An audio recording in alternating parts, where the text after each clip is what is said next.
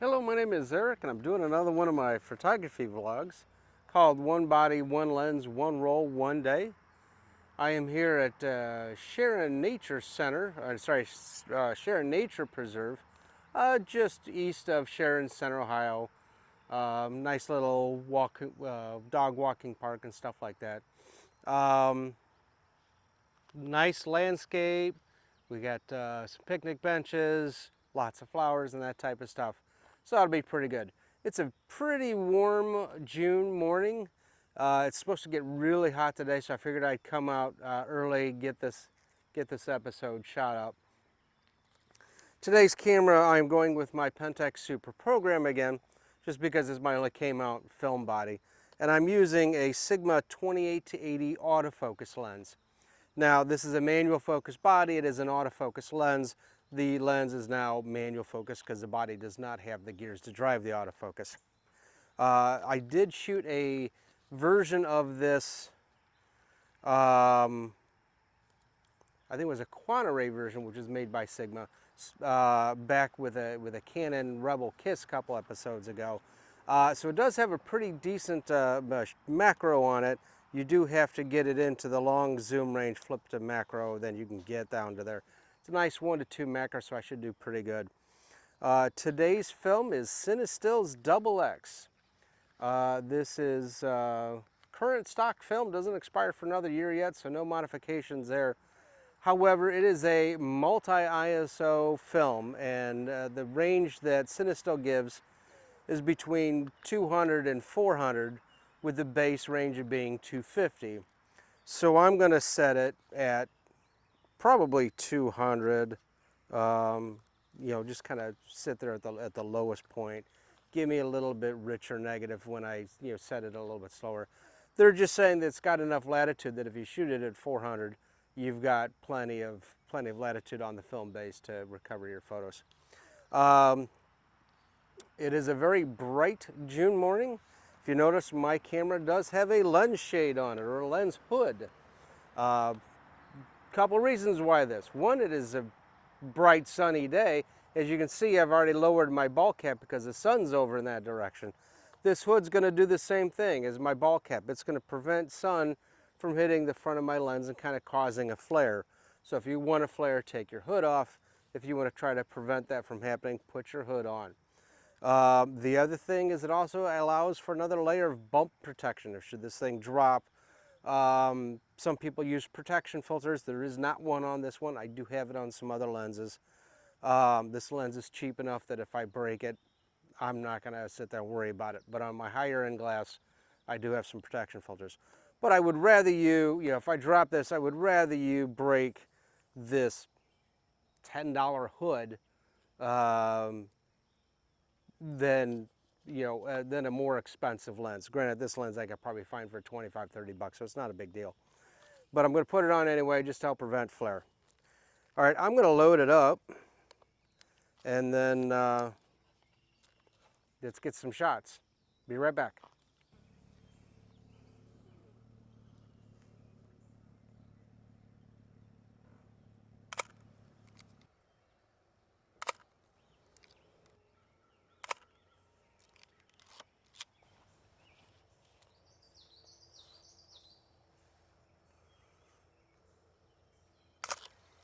So as you can see, it's actually pretty tight macro. I'm getting down to maybe, a couple inches from my subject at 80, and it locks me in 80, so I can't zoom macro at the same time. I've got to get out of my macro range of the focus before it'll let me unlock it, and then I get back to my zoom range.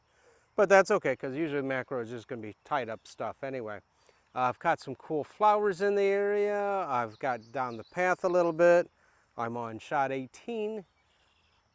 Let me go finish up this roll. Now, if you're experimenting with black and white film, shooting it for the first couple times, shoot it up, look through your viewfinder, get everything framed up. But if you start to like your results, then start paying attention to the tones. And this is where you might have to start thinking in black and white versus seeing it in color. And that's where mid-tones like green and orange actually going to be about the same tone of gray unless you put a filter on it. Cyan and yellow are going to be about your same shade of gray. So you've got to notice the dark areas, you've got to notice the light areas, and you've got to notice the tones of it. So all this green is going to be about the same tonality on my black and white film. And that's why I'm occasionally using an orange filter just to see if I can get some of that sky to pop a little bit more to help stand it out a little bit. So yeah, when you start really getting into black and white, you'll have to start thinking in black and white. There's an old film called Firefox with Clint Eastwood flying a Russian airplane. It says the control said you must think in Russian to get everything to work. Well, guess what? You sometimes have to think in black and white. All right, let me finish up this roll. I got about 3 or 4 shots left. Actually, I take that back. This is a roll of 36. I'm on shot 20. I got another 15. All right, be right back.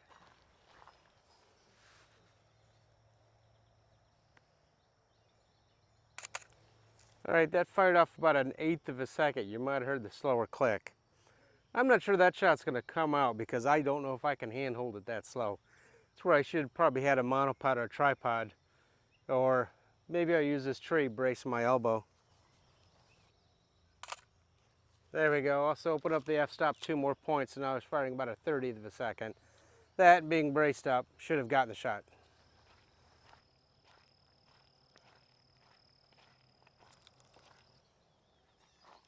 All right, that was my last shot. So to rewind old manual cameras, I know I keep saying this, but you know, doesn't hurt. Push your pin in. Most cases it's a pin on the bottom of the camera. Sometimes it's up on the back or on the front, but most of all these old manual cameras, it's on the bottom.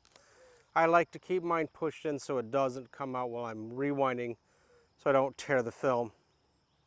And as many shots as you had is about as many rewinds as you had. This is a roll of 36, so somewhere around 35 to 40 spins. It should let go like that just did. Pop it open. There's my film. Alrighty, that's it for this episode. Photos will be posted at the end. If you like them, give them a thumbs up. If you have questions or your own experiments with Cinestill XX, different speeds, filters, and stuff like that, feel free to throw a comment in. Feel free to subscribe. I'm trying to get new episodes every Friday and Saturday. So different cameras, different lenses, different films. Every now and got to switch up because I've only got a couple of K mount bodies and Nikon F mount bodies. All right, see you next episode.